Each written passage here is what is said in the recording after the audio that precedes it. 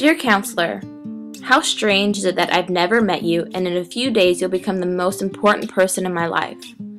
I suppose you've been told already that these are other people's children, their most cherished loved ones.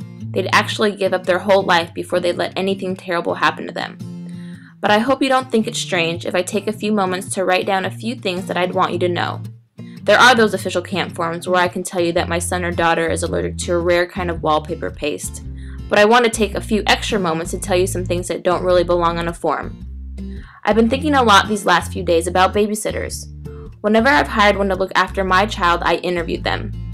I had the chance to meet them, ask them things, watch how they interacted and played with my child, and how my child responded to them. And I've thought about school. There's usually been an opportunity to meet the teacher before the school year began.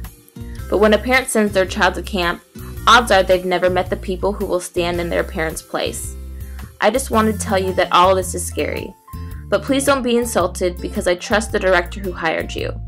If the director trusts you, then I trust you. But I know that the director is not going to be taking care of my child personally, and you are. And I just wanted you to know what an extraordinary act of faith it is for me to put my child into your arms. There are a few other things I wanted to tell you. I don't expect you to be perfect because heavens know I'm not.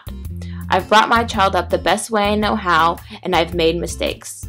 I keep trying to learn how to do it better, and just when I think I've got this parenting thing down, my child grows older, changes considerably, and sends me back to the drawing board to figure it all out again.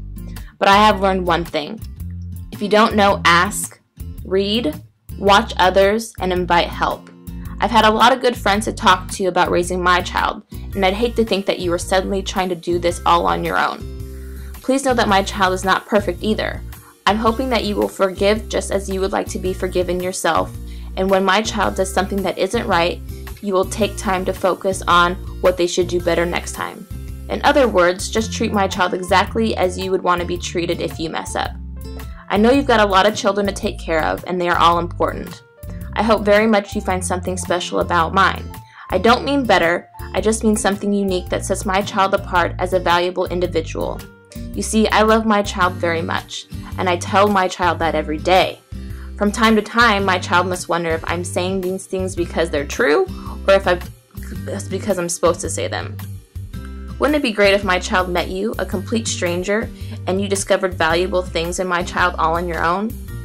See, if you find and talk about these positive things, my child can say, hey, people notice that I've got good things inside of me. I guess maybe I do. So I've sort of ended where I began, talking about strangers. Ironically, the very fact that you are a stranger to my child gives you in some ways even more power than I have. And one final thing, sometimes when I write my thoughts down, I understand them better, and it just occurred to me, if you care for my child with love, patience, and skill, then you're no stranger. You suddenly become my most important friend in the world.